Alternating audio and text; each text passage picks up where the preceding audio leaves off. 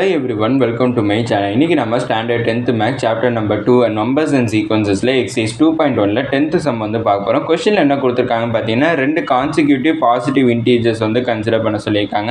அந்த ரெண்டு consecutive positive integers வந்து எப்பவுமே கோப்ரைமா இருக்குங்கிறதையும் சொல்லியிருக்காங்க. அதுதான் நம்மள ப்ரூவ் பண்ண சொல்லியிருக்காங்க.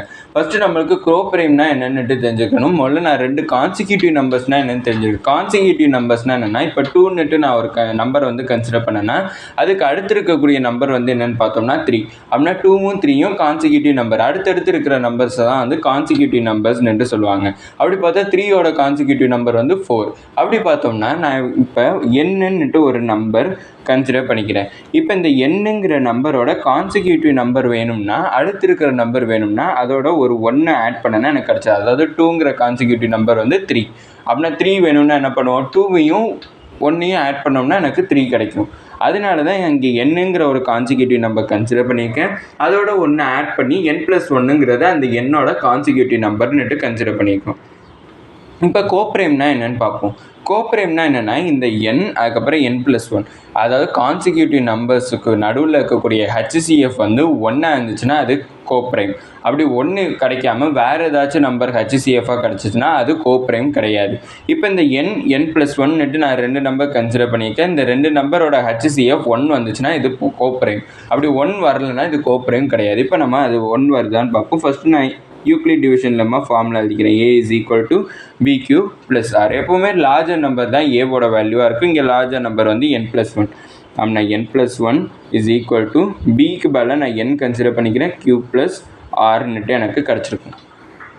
இப்போ நான் குவாஷியண்ட்டாக எதை கன்சிடர் பண்ணிக்கிறேன்னா 1 வந்து கன்சிடர் பண்ணிக்கிறேன். ரிமைண்டரும் 1ன்னுட்டு கன்சிடர் பண்ணிக்கிறேன். அப்படின்னா எனக்கு n+1 = n × 1 + 1ன்னுட்டு கிடச்சிருக்கும். ஏன்னா n × 1 வந்து n, அடுத்து n+1 n+1 ரெண்டுமே ஈக்குவலாக இருக்கும். இப்போ நம்ம எப்போவுமே HCF பண்ணுறப்ப என்ன பண்ணுவோம், டிவிடெண்ட்டை வந்து டிவைசரை டிவிடெண்ட்டாக மாற்றுவோம், அப்புறம் ரிமைண்டரை வந்து டிவைசராக மாற்றுவோம். அதுபடி பார்த்தோம்னா n = 1 × Q + Rன்னுட்டு எனக்கு கிடச்சிருக்கும்.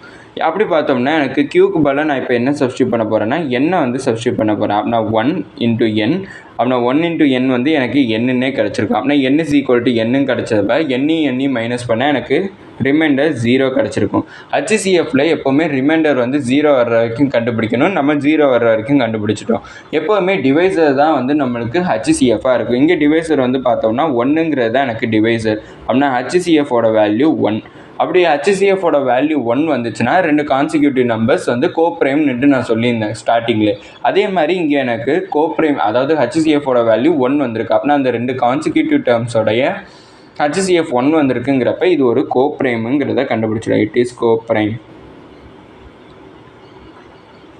ஹென்ஸ் ப்ரூவ்டுன்னு எழுதி ப்ரூவ் பண்ண சொன்னனால நான் ப்ரூவ் பண்ணியிருந்தேன், அதனால் ஹென்ஸ் ப்ரூவ்டுன்னு எழுதிக்கிறேன். இதோட இந்த வீடியோ முடிஞ்சிச்சு. மறக்காமல் நம்ம சேனலை சப்ஸ்கிரைப் பண்ணி சப்போர்ட் பண்ணுங்கள். நீங்கள் கொடுக்கக்கூடிய ஒவ்வொரு சப்ஸ்கிரைப் எனக்கு மிகப்பெரிய சப்போர்ட்டாக இருக்கும். அதுக்கப்புறம் ஏதாச்சும் டவுட்ஸ் இருந்தால் கமெண்ட் பண்ணிங்க. அதுக்கப்புறம் நான் ஏதாச்சும் இம்ப்ரூவ் பண்ணணும்னு நினச்சிங்கனாலும் அதையும் கமெண்ட் செக்ஷனில் சொல்லிங்க. இந்த வீடியோ பிடிச்சிருந்தாலும் லைக் பண்ணிடுங்க. தேங்க்யூ.